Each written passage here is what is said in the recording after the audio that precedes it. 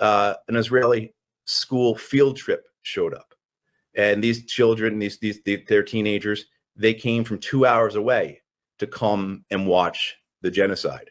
And the first rush of boys to the top of the hill to that observation platform, when they caught sight of Gaza, when they caught sight of the genocide, they pumped their fists and they gave the middle finger to it, and they were very, very excited. And so the idea that there weren't just Israeli citizens who were looking at this, gawking at it, but school children have been brought on a field trip from 2 hours away to come and watch the genocide is just an aspect of what's occurring here that my visceral reaction to it is one that I'm really troubled by and having a hard time to process. Tourists and school children are going on field trips in Israel, but not to museums, instead to watch the destruction of Gaza, known as resilience tourism in Israel, but as genocide tourism internationally. So we were 1.5 miles or so from 300,000 people who were being forcibly starved to death by the Israelis.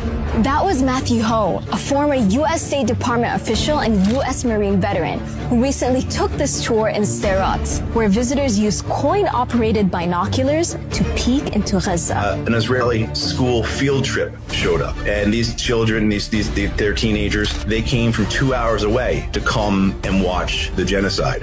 The tours are also done in English for international visitors and are included in Birthright Israel trips for Jewish Americans and for all Israeli school children. The population sees it as entertainment, where you have this complete dismissal of the Palestinians as human beings, but as part of their school curriculum. And it doesn't just stop at the observation platforms. Reportedly, boat tours have been organized to view the destruction of Gaza, sparking outrage worldwide.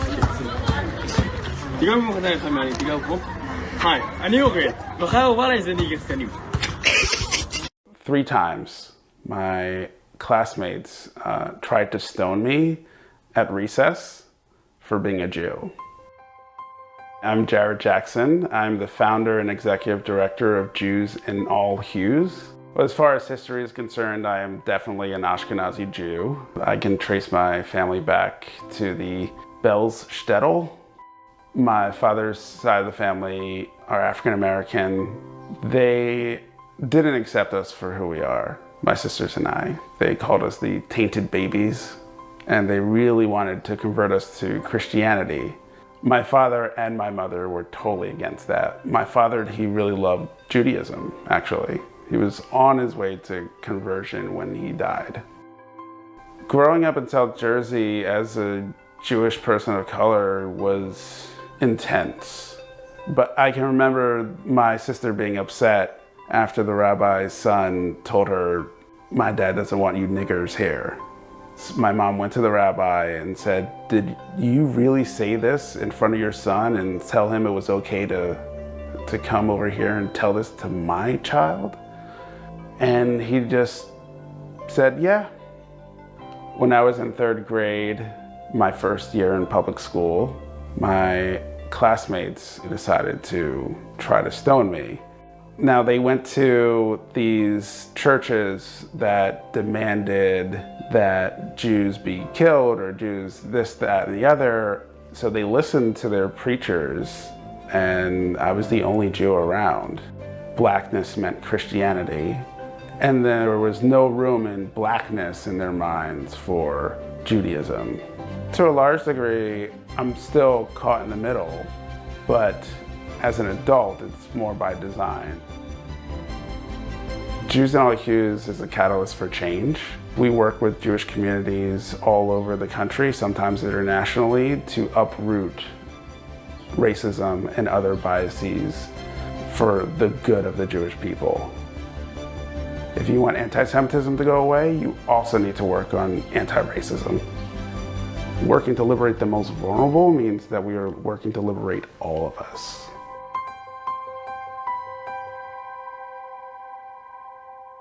Israel is one of the most racist countries in the world. While you'll never hear anyone in the mainstream media say this, this is actually one of the most important things you need to understand if you want to know what's happening right now.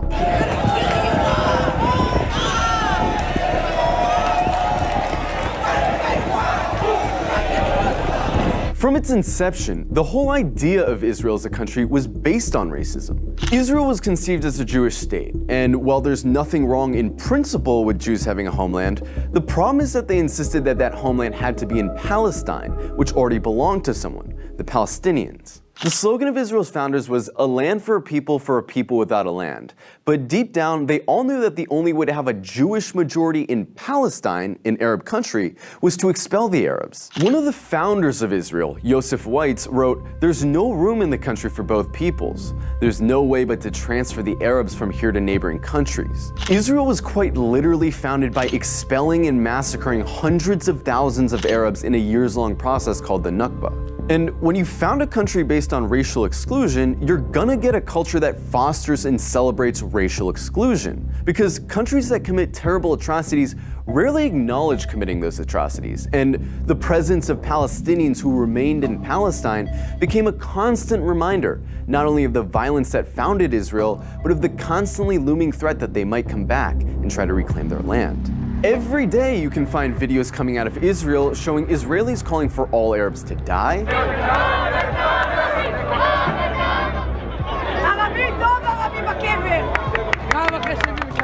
insulting the Prophet Muhammad,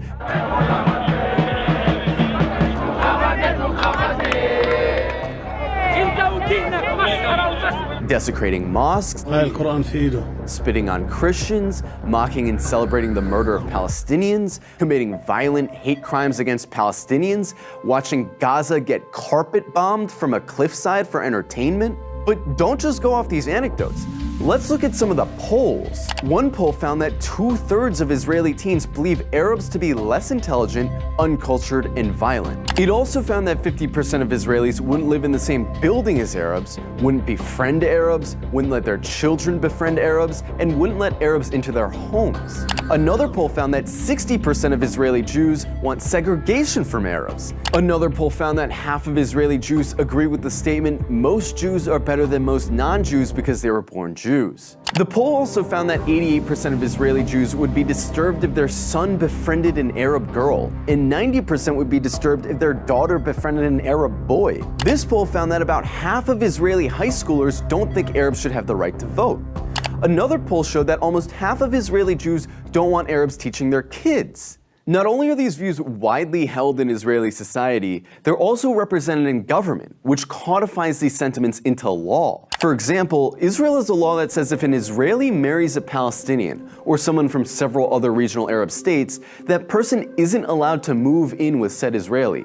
This law was passed in 2003, but it's been renewed every single year since. Israel also doesn't allow interreligious marriage to be performed in the country, which is meant to deter Jews from marrying non-Jews. In 2018, Israel passed the nation-state law, a law which has constitutional status, which says the right to exercise national self-determination, i.e. have rights, is the exclusive right of Jews, no one else. There's also the Nakba law, which makes it illegal to acknowledge the Nakba, the expulsions of Palestinians that were needed to found Israel. This would be like passing a law to make it illegal to talk about indigenous genocide or slavery in America. There's also the Admissions Committee law, which basically allows towns to operate panels that deny applications for entry based on socio-cultural compatibility, which essentially just legalizes racist housing discrimination.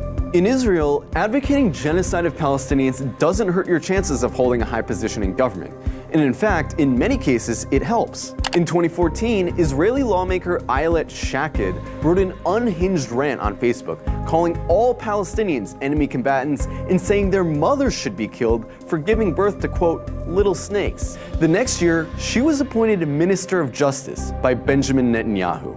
Itamar Ben-Gvir, a lifelong admirer of Meir Kahane, an Arab exterminationist, a man who praised a Jewish settler who killed a Palestinian for throwing a rock at him, a man who was famously acquitted after being criminally charged for chanting death to Arabs, is Israel's current Minister of National Security. He's not some fringe figure either. He's one of the most popular politicians in Israel right now. In the last few days, Israel's been working hard to cast itself as the victim, the victim of hatred, the victim of terrorism, the victim of anti-Semitism, that they have no choice but to lay siege to Gaza. But underneath this carefully concocted victim complex is a racist, Jewish supremacist state that's been trying to finish the job that the Nakba started for decades. And really, this shouldn't come as a surprise to anyone.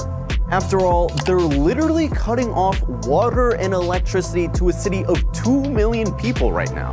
Their generals talk openly about flattening Gaza and killing the animals, meaning Palestinians. It's obvious their goal is genocide.